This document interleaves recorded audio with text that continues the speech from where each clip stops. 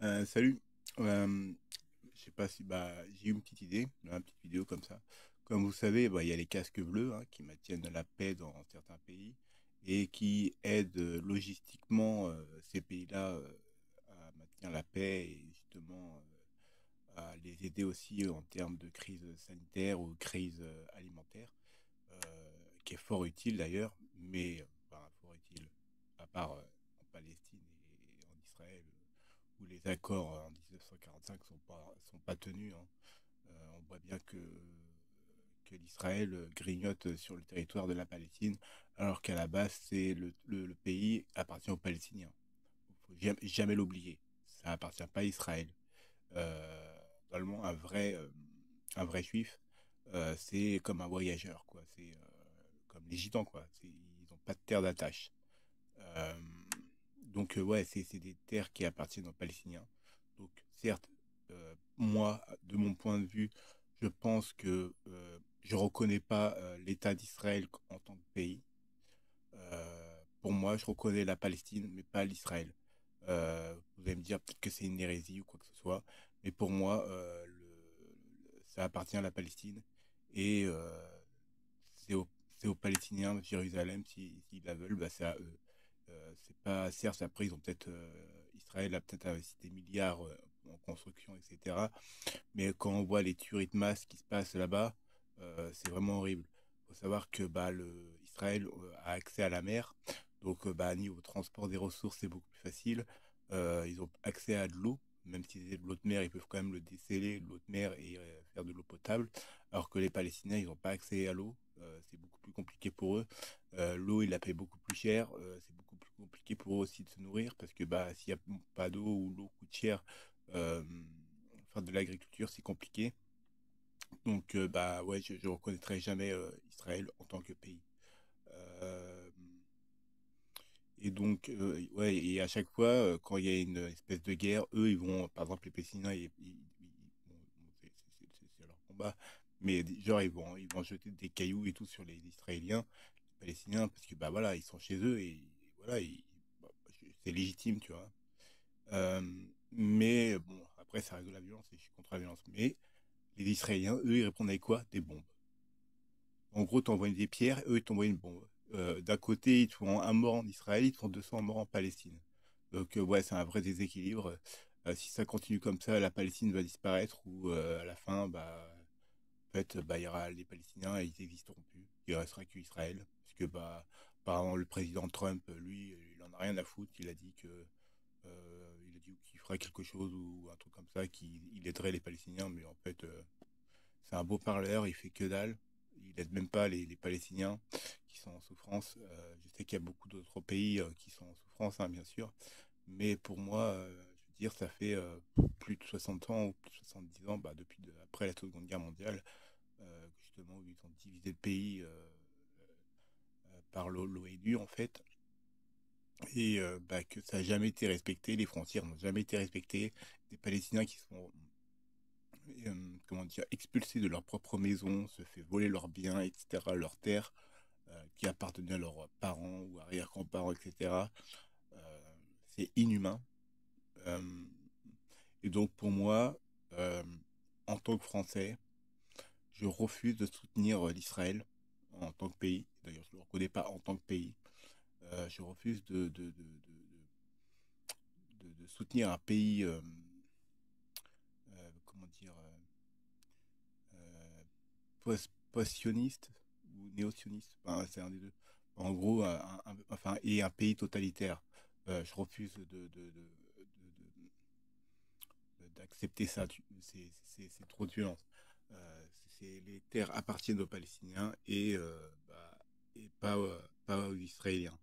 Certes, comme je disais, ils ont certes, Israël ont peut-être investi des milliards de leur argent. Je ne sais pas quel argent ils utilisent dans leur, comme devise, qu'est-ce qu'ils utilisent comme dans leur pays. Mais quoi qu'il en soit, certes, ils ont fait des constructions, etc. Ça a coûté des milliards.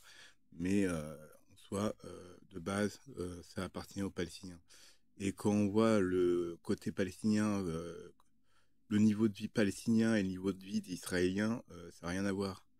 Euh, c'est pour ça que je soutiendrai toujours le côté palestinien.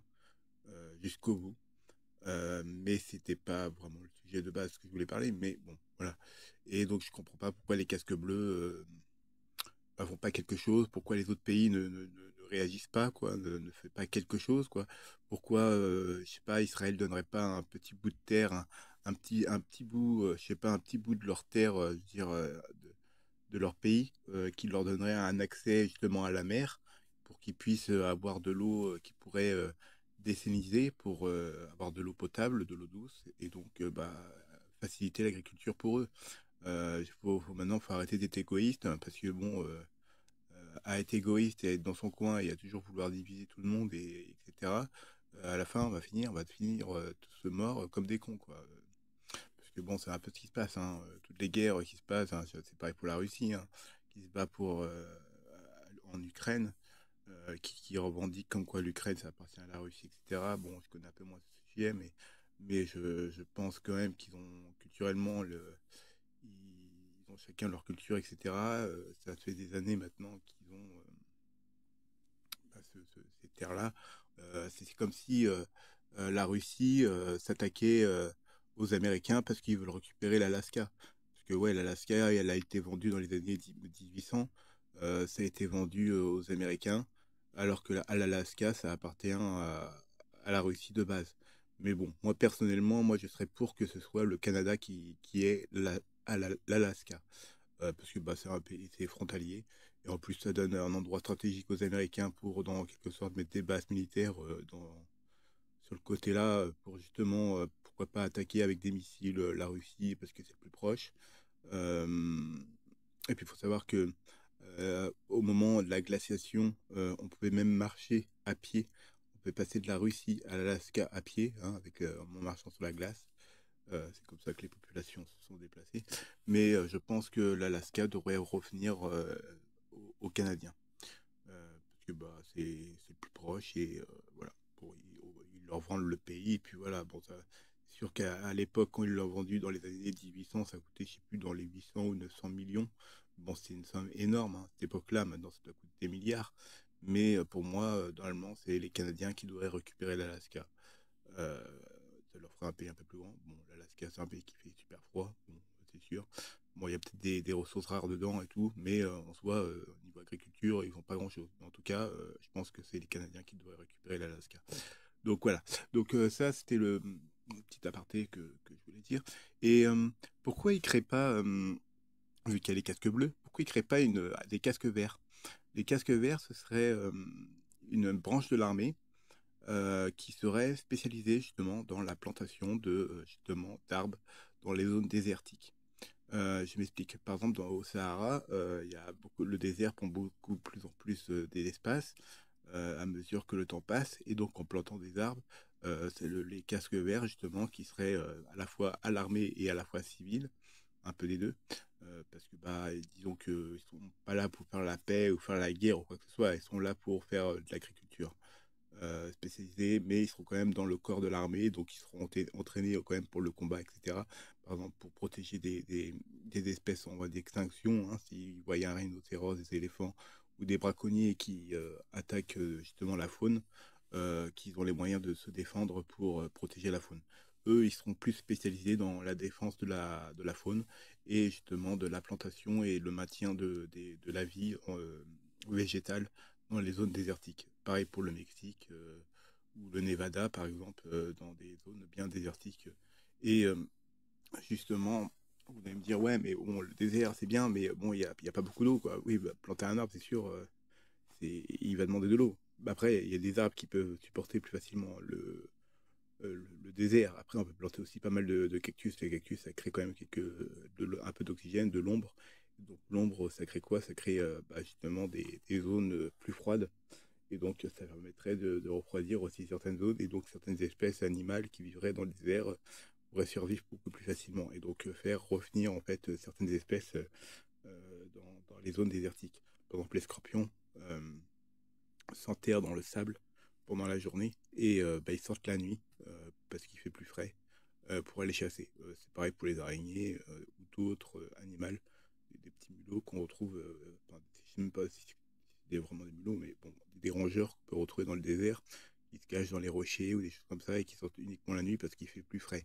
Et donc, ben, bref, donc ouais, les casques verts seront là pour maintenir justement l'irrigation justement des zones désertiques. Certes, ça demandera beaucoup d'eau, mais on pourrait mettre des panneaux solaires et de l'éolien, par exemple, en descendant l'eau de mer ou en récupérant de l'eau douce. Mais bon, il faut savoir que l'eau douce, il n'y en a que 0,9% dans les nappes phréatiques, donc c'est pas énorme, hein. L'eau douce, on n'en a pas beaucoup. C'est-à-dire qu'on a peut-être une planète bleue qui est remplie d'eau, mais c'est de l'eau salée, donc on ne peut pas la boire ni l'utiliser pour cultiver. Donc on est obligé d'utiliser de l'électricité ou faire chauffer l'eau en fait pour créer de la vapeur, de la condensation et récupérer justement l'eau. Par contre, bah, avec la condensation, on récupère l'eau et en fait le sel reste dans le fond.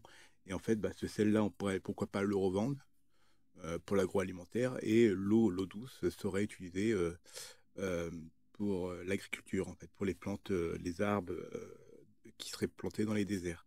Et justement, bah, ce sel-là permettrait d'avoir un revenu éventuel pour payer les soldats. Bon, certes, je ne sais pas combien coûte le kilo de sel, bon, ça ne doit pas être énorme, mais si on fait des gros dômes, des dômes énormes qui fait des effets loupe, un peu effet loupe, qui réchaufferaient des gros bassins d'eau et justement avoir des capteurs de condensation bien précis, une architecture, je visualise l'architecture, je sais que c'est possible.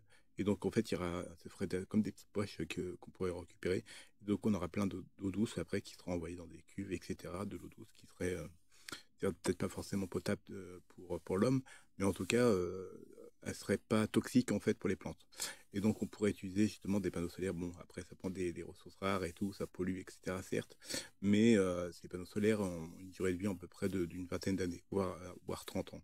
Donc, certes, c'est un coût écologique, mais il faut savoir qu'on a quand même fait des grandes avancées en termes de panneaux solaires. On a des meilleurs rendements. Avant, c'était à peu près 30% de l'énergie captée avec le soleil qui était transformée en énergie. Maintenant, on arrive à des taux à plus de 30%, hein. On arrive à des 35, voire même 40%. Euh, donc, on a quand même amélioré nos panneaux solaires. Ils sont plus efficaces qu'avant. Et donc, bah, ces panneaux solaires, ça permettrait de faire quoi? Bah, ça permettrait de faire chauffer l'eau, éventuellement, en plus du dôme, éventuellement, pour que bah, il y ait une évaporation beaucoup plus rapide. Et ces capteurs solaires pourraient être aussi utiles pour certains villages qui seraient aux alentours, par exemple, créer des dômes qui vont créer de l'eau douce qui vont alimenter les arbres, etc. Et pourquoi pas l'éventuellement surplus d'eau douce qu'on pourrait après rendre potable pour l'humain dans les zones arides, ça pourrait être intéressant. Par exemple, donner 1,5 litre ou 2 litres d'eau par personne. C'est-à-dire que ça paraît peu, mais ça va permettre au moins qu'il s'hydrate, qu'il s'hydrate en fait. Donner 2 litres d'eau, voire même un peu plus, peut-être 3 litres d'eau, permettrait déjà d'avoir au moins leur 1 litre d'eau, voire un peu plus parce qu'il fait chaud, et ça leur permettrait de faire à manger, pourquoi pas leur toilette, hein, parce avec 50 centilitres, la moitié d'un litre, hein, ou même 1 litre d'eau, ouais, moi je dirais la moitié. Avec la moitié d'un litre d'eau, on peut largement se laver. Donc avec 1 litre, ouais, on peut largement se laver. Bon, avec des serviettes et tout, on se frotte le visage et tout, on se nettoie. Bon, c'est pas une douche, certes, mais on pourrait quand même se laver. Faut savoir qu'un Africain, en Afrique, dans certains pays pauvres, ils n'utilisent que 20 litres d'eau par jour, hein, et si ce n'est moins. Nous, dans les pays riches, on est plus dans les 200, 300, voire plus, hein. Le pire, c'est aux États-Unis où ils sont plus dans les 400, voire 600 litres d'eau par jour. Donc, c'est pour dire, c'est du fois 30, quoi. Donc, ouais, c'est créer des dômes. Et justement, ces dômes-là, bah, on pourrait faire de la condensation avec bah, les rayons du soleil, en fait, et concentrer les rayons du soleil pour faire comme un effet loupe et réchauffer les bassins. Et les panneaux solaires pourraient aussi éventuellement aider à faire une évaporation plus rapide. S'il n'y a pas assez de soleil, ou parce que bon, après je pense pas qu'il doit y avoir beaucoup d'ombre. Après il arrive qu'il pleuve, hein, dans les déserts quand même, mais ça permettrait éventuellement de fournir un peu d'électricité aussi à certains habitants et de fournir un peu d'eau aussi aux habitants aux alentours qui n'ont pas d'eau potable. Mais cette eau de base sera on va dire à 90% pour justement les déserts. Et justement, si on reboise les déserts, on créerait plein de zones d'ombre. Et donc, ces zones d'ombre bah, rafraîchiraient bah, la terre, le sol. Les feuilles bah, tomberont, se décomposeraient et ça deviendrait du terreau. Et en fait, il faudrait qu'on mette beaucoup de terreau, etc.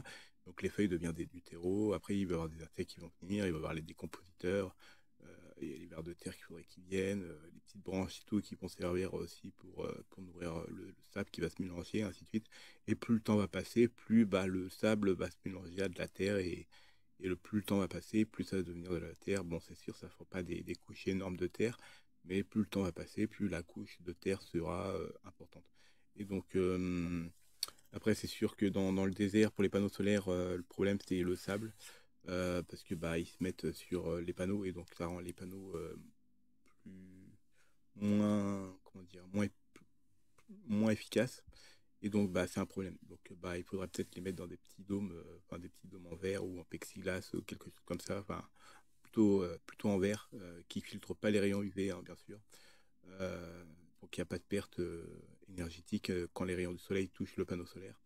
De façon à qu'il n'y a pas de sable qui aille sur les panneaux solaires. Et puis, créer du verre dans un désert, c'est assez simple, hein. On prend du sable et on peut créer du verre. Bon, certes, c'est du sable qui est assez fin. Après, je sais que pour le BTP, ils préfèrent plutôt le sable de mer dans les fonds des océans parce que c'est des grains plus gros. Donc, pour faire du béton, c'est plus intéressant. Mais je pense qu'on peut faire du verre avec le sable du Sahara.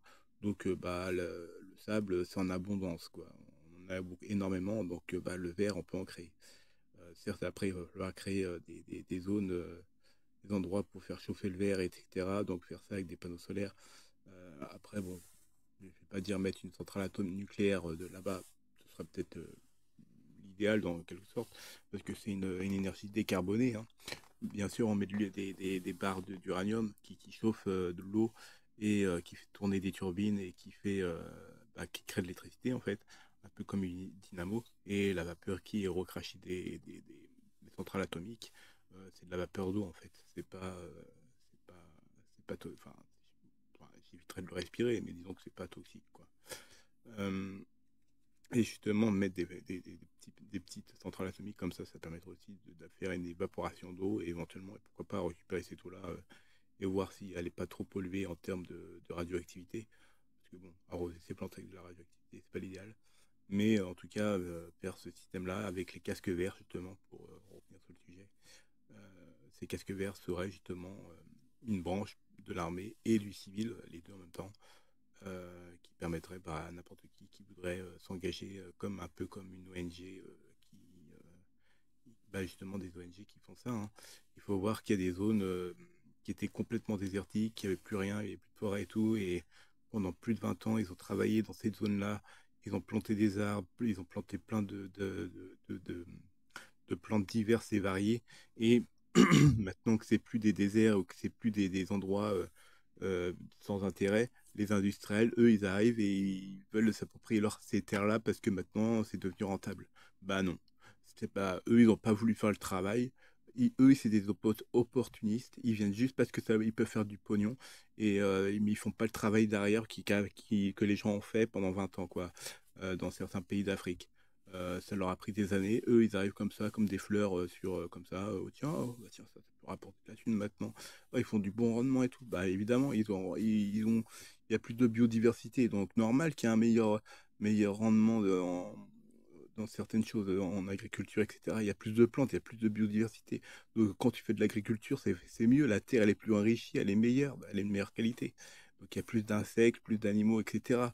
Donc ça ferait revenir des insectes, etc. Et 90% des insectes qui ont disparu en l'espace d'une dizaine ou 20 ans, une vingtaine d'années, il y a quasiment 80-90% des insectes qui ont disparu et qui sont importants à la biomasse, enfin, à la vie sur Terre, quoi.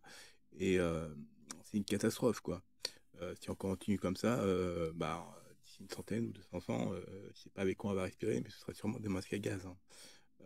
Faut savoir qu'un arbre, ça fournit l'oxygène de 4 personnes, hein, de 4 êtres humains. Donc, bah, à chaque fois que vous coupez un arbre, bah, vous coupez l'oxygène de 4 personnes sur Terre, quoi. Et après, bah, et quoi, ils vont nous vendre l'oxygène aussi. Hmm. Hein, bah oui, dans un pays capitaliste, forcément, l'oxygène, hein, c'est rentable, hein, de vendre de l'oxygène. Euh, bon, après, on peut toujours utiliser l'eau pour récupérer l'hydrogène et après récupérer l'oxygène pour refaire ça, mais bon, voilà, c'est l'électrolyse, ça demande de l'énergie aussi, il y a une perte, quoi. Après, l'hydrogène, on pourra l'utiliser après comme carburant éventuellement pour certains moteurs et l'oxygène l'utiliser pour respirer ou quoi que ce soit, mais bon, voilà. Pareil, on pourrait très bien aussi créer des grandes tours qui absorberaient le CO2 et ce CO2, pourquoi pas le compacter dans des pressions énormes, pourquoi pas pour créer des diamants, hein, des pierres précieuses. Ça pourrait être intéressant, hein, parce que bah, le CO2, bah, c'est du carbone et de l'oxygène. Et donc, euh, bah, avec ce carbone-là, on pourrait pourquoi pas créer des diamants. Ce sera peut-être pas forcément des diamants blancs purs, mais ce sera des diamants, peut-être des diamants noirs ou des diamants de moins bonne qualité, peut-être, je sais pas. L'aspect technique, je la connais pas, mais en tout cas, en mettant une grosse pression sur du carbone, on pourrait créer des diamants ou pourquoi pas du charbon éventuellement. Voilà. Donc, c'est une idée comme ça. Mais en tout cas, de base, ouais, une armée de casques verts, ce serait vraiment intéressant. Euh, et pourquoi pas les ONG s'appeler les casques verts, quoi. Et comme ça, bah, si c'est rattaché après à l'armée, bah, ils ont des financements militaires et donc bah, c'est intéressant parce que l'État aiderait justement ces organismes à cette branche-là de l'armée à se développer. Et plus il y aura de biodiversité dans les zones désertiques et dans les zones pauvres en fait en biodiversité et plus justement niveau économie, niveau bonheur de la population et niveau économique aussi, bah, c'est bon pour tout le monde en fait. Plus il y aura de biodiversité sur Terre, plus ce sera mieux bah, pour bah, l'ensemble, même pour le capitalisme. Hein, on peut être contre le capitalisme, mais bon, faut savoir que bah, le capitalisme, on a construit notre société sur une base capitalisme, mais je veux dire, les biens qu'on possède, on les l'a pas jusqu'à notre mort. Je pense qu'il faut vivre avec ce qu'on a besoin, le minimum. Euh, Pas acheter des choses futiles, inutiles, comme des trucs chinois, comme sur les sites AliExpress et tout. Bon, après, on peut trouver des trucs des deux marques, hein, bien sûr, mais privilégier plutôt des marques françaises et privilégier de la qualité à, à la quantité, quoi. Par exemple, bah, si tu vas sur Temu, un truc comme ça, ou d'autres trucs, tu peux acheter genre 5 ou 10 pulls pour le prix de 2 à 3 pulls français. Mais bon, vaut mieux avoir 3 pulls français que 10 pulls de Chine qui ont été faits déjà à la va-vite avec du matériau de moins bonne qualité. Peut-être qu'il y avait des personnes qui ont été exploitées, qui travaillent plus de 14 heures ou 16 heures par jour, qui voient même plus leur famille ni rien. Je veux dire, en fait, on délocalise en fait la misère. En fait, nous, on le voit pas en France, mais en gros, délocalise comment dire, la souffrance en fait dans d'autres pays. Et bah, c'est malheureux, quoi. C'est pareil pour ce qui est la France, hein, comme par exemple certains. Moi, je serais contre que d'autres pays achètent, mettons, des zones de vignes, hein, pour le vin. Par exemple, il y a des Chinois ou d'autres, des Américains, etc., qui vendent des sociétés à d'autres pays. Moi, non, je suis pas d'accord. C'est des sociétés, certes, peut-être qui sont en difficulté, etc., mais c'est des sociétés françaises et il faut protéger notre patrimoine français. Et bien que ça fait un peu un côté patriote, etc., mais bon, dans l'état actuel des choses, si on veut une économie forte, il faut quand même que nos sociétés soient fortes aussi. Et s'il y a des localisations, bah, pour moi, ils devraient payer quand même les taxes en France et payer les taxes dans le pays où la société se trouve. Déjà, en plus, s'il va dans un pays comme la Chine ou des pays où la manœuvre, enfin, les employés coûtent moins cher, bah, déjà, il fait des économies. Mais donc, bah, payer les impôts en France et les impôts dans le pays où il se trouve, bah, ça lui coûtera pas énormément parce que déjà il paiera ses employés moins cher, donc bah, il est toujours gagnant, quoi. Donc voilà, et puis bah, ça aiderait un petit peu l'économie parce qu'il faut se rappeler, là la dette publique elle est quand même à 150%, hein. On n'est plus à 103%. Moi la dernière fois que j'ai regardé c'était 103% et maintenant on est à 150%. La dette est à 3000 milliards, hein. PIB de la France c'est 2200 milliards, hein, donc, ou 2000 milliards, un truc comme ça. Donc ouais, on est à 150%, donc ça va continuer comment? Là, on continue à dire ouais, il faut de la croissance, de la croissance, de la croissance, mais en fait on s'endette, on s'endette, on s'endette pour faire de la croissance. Et pourquoi on part pas en décroissance? sera peut-être plus intéressant de partir en décroissant. Peut-être qu'on va peut-être créer, le PIB va peut-être baisser un petit peu, mais le bonheur des gens va peut-être augmenter aussi. Et donc, bah, on va créer plus de micro-sociétés, des micro-échanges, des micro-échanges sociaux. Et donc, bah, il ne faut pas oublier que l'être humain est social et d'avoir des échanges avec des individus et de créer des commerces de proximité, etc.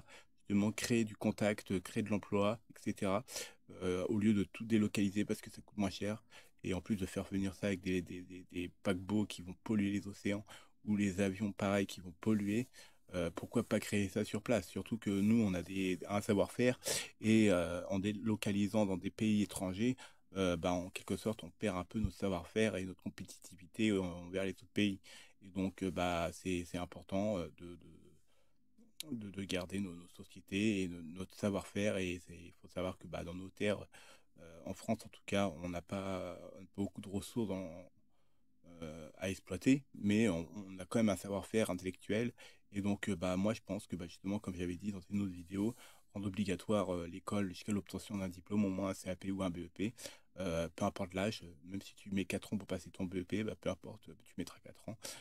Après, bon, il y a des personnes qui ont peut-être des retards mentaux en termes intellectuels. Bon, là, ça va être plus compliqué, donc il y aura peut-être des exceptions pour eux, mais pourquoi pas des qualifications qui seront à leur niveau, par exemple. Par exemple, je sais pas, sur de la mécanique, leur expliquer, ce serait genre un certificat, ce sera pas un CAP ou un BEP, ce sera peut-être un petit peu plus simple, ou peut-être un truc, ou quelque chose qui sera plus dans la pratique que la théorique. Et donc, bah, même pour eux, les intégrer, qu'on soit dans un pays inclusif, qui intègre tout le monde. Et donc, bah, après, bah, même s'ils rentrent dans un lycée et ils passeraient à une sorte de diplôme, à une sorte de brevet, comme un brevet des collèges, par exemple, euh, qui lui permettrait justement bah, à ces personnes qui ont une intelligence, je suis désolé de dire ça, mais en dessous la moyenne de la courbe de Ghost, je sais pas, qui soit dans les 70 par exemple, bah, d'avoir un diplôme qui soit reconnu par l'État, même si c'est un niveau qui est peut-être inférieur au CAP, alors qu'il faut savoir que le CAP c'est à peu près un niveau quatrième, hein, quatrième, troisième, alors qu'un BEP c'est plus niveau seconde première. Donc voilà. Avoir un certificat, par exemple, je pense que même une personne avec 70 de QI peut réussir un CAP. Hein, faut pas qu'il se décourage. Peut-être que ça va lui prendre 4 ans à passer un CAP, mais je sais qu'au bout du compte, il fait de son mieux et tout, je sais qu'en s'accrochant, même s'il a que 70 de QI, faut la personne, je parle aux gens qui ont des retards mentaux, pas forcément, plutôt un, un QI inférieur, disons, parce que un retard mentaux, c'est encore autre chose. Euh, et donc, bah, ça leur permettrait d'avoir un diplôme, même s'il met 4 ans pour avoir un CAP. Euh, Bah, c'est pas grave, il aura quand même un CAP. Peut-être que ça lui aura pris 4 ans, mais il l'aurait quand même, quoi. Donc, voilà. Et après, bah, toutes les personnes en France qui sortiraient de l'école auraient un diplôme. Au moins un CAP ou un BEP, quoi. Et donc, bah, ça ferait que bah, tous les Français qui seront allés à l'école en France, en tout cas, bah, sortiraient avec un diplôme et donc un savoir-faire et donc bah, des connaissances. Et donc, bah, on serait compétitif pour les autres pays, en fait. Parce que bah, tout, tout le monde, tous les citoyens auront des connaissances. Donc, bah, il n'y aura plus personne qui sera sans diplôme, ou très très peu, parce que, bah, faut quand même l'avouer, il y a quand même des personnes qui sont analphabètes, qui ne savent pas lire en France. Mais c'est une minorité. Mais ils peuvent quand même apprendre. Euh, à moins que c'est vraiment un gros gros problème intellectuel.